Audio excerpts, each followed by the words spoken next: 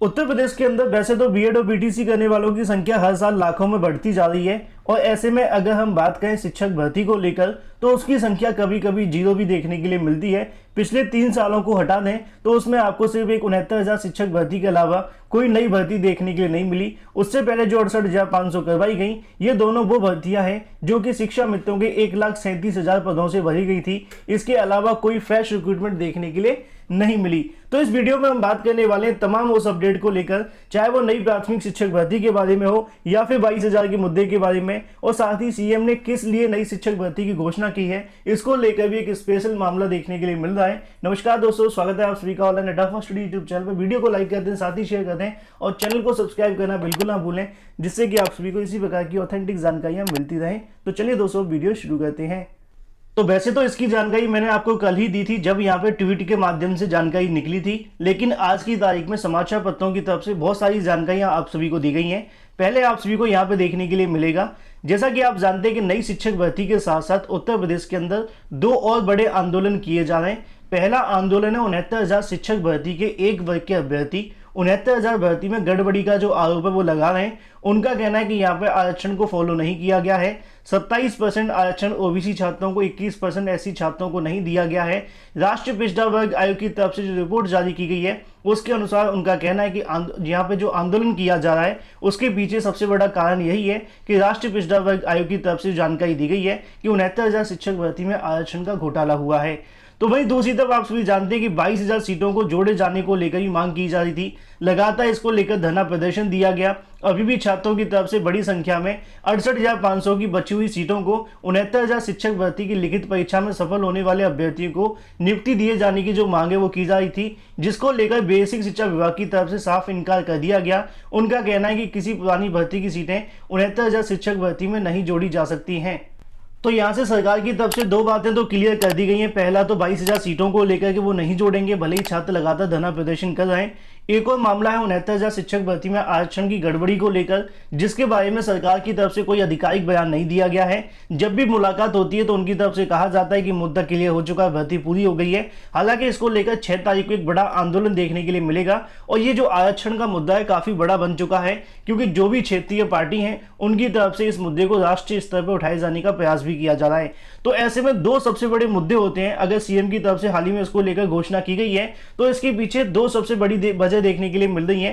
पहली ये है कि नई प्राथमिक शिक्षक भर्ती की जो मांग की जा रही है, लगातार छात्र इसको लेकर धरना प्रदर्शन कर रहे हैं, सरकार के ऊपर दबाव बना रहे हैं और 1 बजे आप सभी को 69,000 के 2 अलग अलग गुट देखने के लिए मिलेंगे, चाहे वो 22,000 सीटों को लेकर हो या फिर अगर बात करें आरक्षण को लेकर। जैसा कि यहाँ पे लिखा हुआ है कि आरक्षण की गड़बड़ी का जो आरोप है वो लगा हुआ है। ऐसे में अगर नई शिक्षक भर्ती की घोषणा होती है तो ये प्रतियोगी छात्रों को जो आंदोलन चल रहा है वो यहाँ से पीछे भी चला जाएगा, क्योंकि सरकार भी कहीं ना कहीं जानती है कि अगर नई शिक्षक भर्ती निकाल दी जाएगी तो काफी हद तक यहाँ से जो मामले हैं वो क्लियर हो जाएंगे।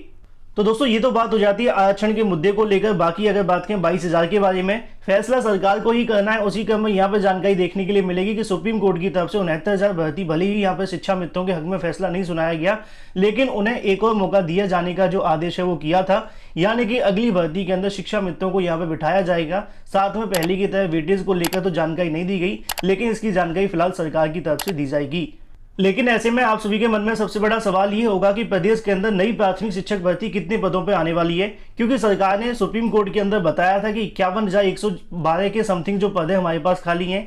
तो वहीं दूसरी तरफ जानकारी ये भी है कि 22 से 23,000 पद ऐसे हैं जो कि सुप्रीम कोर्ट के अलावा आप सभी को देखने के लिए मिलते हैं 68,500 के। ऐसे में अगर इन दोनों पदों को जोड़ा जाए तो लगभग 74 से 75,000 के समथिंग आपको पद यही देखने के लिए मिल जाएंगे। अगर ऐसे में सरकार सीधे तौर पे इन भर्ती को जोड़कर यहाँ पे शिक्षक भर्ती का विज्ञापन जारी कर देती तो छात्रों को बेनिफिट मिल सकता था।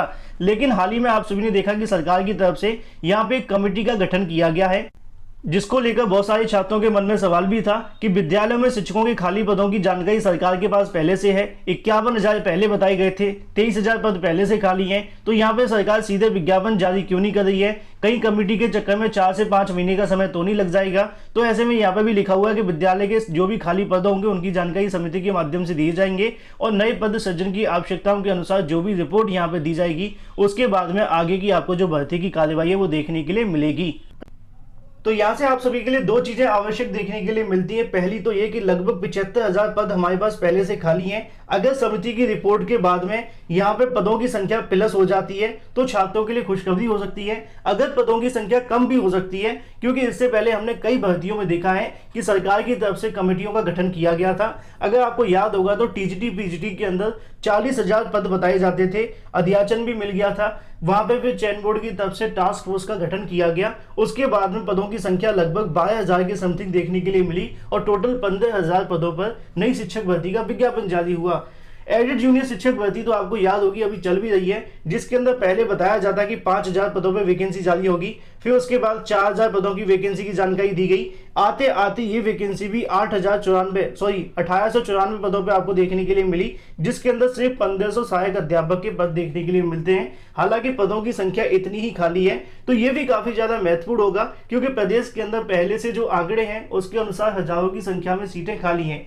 लेकिन अब जो नई समिति बनाई गई है उसके माध्यम से जो रिपोर्ट सौंपी जाएगी उसके आधार पर कितनी सीटें होंगी ये भी देखना दिलचस्प होगा। बाकी अगर 75 से ज्यादा सीटें जाती हैं तो अब तक की सबसे बड़ी भर्ती हो सकती है प्रदेश सरकार के कार्यकाल की, क्योंकि इससे पहले 68 और 69,000 निकाली तो गई हैं, लेकिन इतनी बड़ी नहीं निकाली जाएगी, क्योंकि सरकार के पास ये बिल्कुल अंतिम समय भी है। तो ऐसे में हम मान करके चलते हैं कि लगभग 75,000 के समथिंग जो पदों पर भर्ती तो आनी ही चाहिए, क्योंकि इतने पद तो पहले से ही खाली हैं। बाकी जो हर साल रिटायर हो जाते हैं उसकी संख्या भी इसके अंदर जुड़ सकती है। अब सवाल सबसे बड़ा देखने के लिए मिल रहा था कि यूपी टीईटी को लेकर बहुत सारे छात्रों का ऐसा कहना था कि नई प्राथमिक शिक्षक भर्ती तो तब आएगी जब सरकार यूपी टीईटी करवा लेगी, या तो यूपी टीईटी सरकार इस साल नहीं करवाएगी, सीधी नई प्राथमिक शिक्षक भर्ती दे देगी। तो दोनों ही केस के अंदर आपको बड़ी आसानी से मैं बता दूं कि बिना यूपी टीईटी के नई प्राथमिक शिक्षक भर्ती नहीं आ पाएगी। अगर सरकार चाहेगी भी कि नई प्राथमिक शिक्षक भर्ती का विज्ञापन जारी कर दिया जाए तो इसके पीछे दो सबसे बड़े कारण हैं। पहला कारण यह है कि अध्यापक सेवा नियमावली के अनुसार अगर हम देखें तो वहां पर लिखा हुआ है कि नई शिक्षक भर्ती से पहले प्रदेश सरकार को एक बार यूपी टीईटी अवश्य करवाना होगा। पहला सबसे बड़ा रीजन तो ये है, और दूसरा उससे भी बड़ा रीजन है जो कि संबंधित है सुप्रीम कोर्ट का, क्योंकि सुप्रीम कोर्ट की तरफ से सभी शिक्षा मित्रों को एक मौका दिया गया है। अगर ऐसे में टीईटी का आयोजन नहीं होता है, बहुत सारे ऐसे भी शिक्षा मित्र होंगे जो कि टीईटी क्वालिफाई नहीं हो पाए थे, तो वो भी यहाँ पर टीईटी में बैठने के बाद नई प्राथमिक शिक्षक भर्ती के अंदर बैठेंगे। तो ज्यादा संभावना यही है कि नई प्राथमिक शिक्षक भर्ती का जो विज्ञापन जारी होगा वो आपको यूपी टीईटी के बाद ही देखने के लिए मिलेगा। अब इसमें क्या लिखा हुआ वो आप देख सकते हैं कि उत्तर प्रदेश शिक्षक पात्रता परीक्षा 2020 बाधा बनेगी। परीक्षा संस्थान ने दिसंबर में यह इम्तिहान कराने का प्रस्ताव दिया है, तो वहीं बेसिक शिक्षा मंत्री सर की तरफ से यह परीक्षा कराए जाने का निर्देश दिए जा चुके हैं। अभी नए प्रस्ताव का इंतजार है। ज्ञात हो कि पात्रता परीक्षा उत्तीर्ण ही शिक्षक भर्ती में शामिल हो सकते हैं। हालांकि प्रदेश के अंदर पहले से बड़ी संख्या में छात्र उपलब्ध भी हैं, लेकिन कहीं ना कहीं मामला तो आप जानते हैं कि यूपी टीईटी के बिना नई शिक्षक भर्ती का आना थोड़ा सा मुश्किल बनता है। तो फिलहाल यहाँ से जो भी अभ्यर्थी यूपी टीईटी को लेकर परेशान है, इसके बाद में जो डीएलएड या बीएड करके अभ्यर्थी बैठे हुए हैं उनको भी नई प्राथमिक शिक्षक भर्ती में बैठने का मौका मिलेगा। तो ऐसे में जो नई शिक्षक भर्ती का विज्ञापन जारी होगा वो यूपी टीईटी के बाद होगा। अब सवाल यह है कि यूपी टीईटी दिसंबर में करवाया जाता है तो उसके बाद नई शिक्षक भर्ती कब आएगी, तो जनवरी और फरवरी के अंदर भी आपको यहाँ से नई भर्ती की जो कार्यक्रम वो देखने के लिए मिल सकता है, क्योंकि 69,000 शिक्षक भर्ती में भी देखा गया था दिसंबर में विज्ञापन जारी हुआ था और जनवरी में जो परीक्षा है वो करवा ली गई थी। तो ऐसे में अगर यहाँ से हम देखें कि आपकी परीक्षा फरवरी में भी करवा ली जाती है तो आगे की जो नियुक्ति प्रक्रिया होगी वो चुनाव के बाद आपको देखने के लिए मिल सकती है। तो थोड़ा सा पॉजिटिव रहकर हम सोच सकते हैं। हालांकि आपको लगातार अपनी जो मांगे वो उठानी पड़ेगी। हमेशा की तरह इस चैनल के माध्यम से नई प्राथमिक शिक्षक भर्ती को लेकर मांग उठाई जाती है, तो आपको इस चैनल को सब्सक्राइब कर लें, साथ में वीडियो को शेयर भी कर दें, क्योंकि छात्र लगातार धरना प्रदर्शन करते हैं। जब आपको कहा जाता है कि आप धरने में पहुंचे, आप नहीं जाते हैं, लेकिन जब नई शिक्षक भर्ती की जानकारी आती है तो आप सभी खुश भी हो जाते हैं। तो आप लोगों को एक साथ आने की आवश्यकता है। अगर आप लोग एकजुट हैं तो नई प्राथमिक शिक्षक भर्ती का विज्ञापन अवश्य जारी होगा। तो ऐसे में ये थे दोस्तों तमाम अन्य मुद्दे जिनको लेकर जानकारी, चाहे वो 22,000 का मुद्दा है, आरक्षण का मुद्दा है या फिर यूपी टीईटी का। बाकी इसके बारे में आपकी क्या राय है कमेंट करके अवश्य बताएं। वीडियो को लाइक कर दें, साथ ही शेयर कर दें, चैनल को सब्सक्राइब करना बिल्कुल ना भूलें।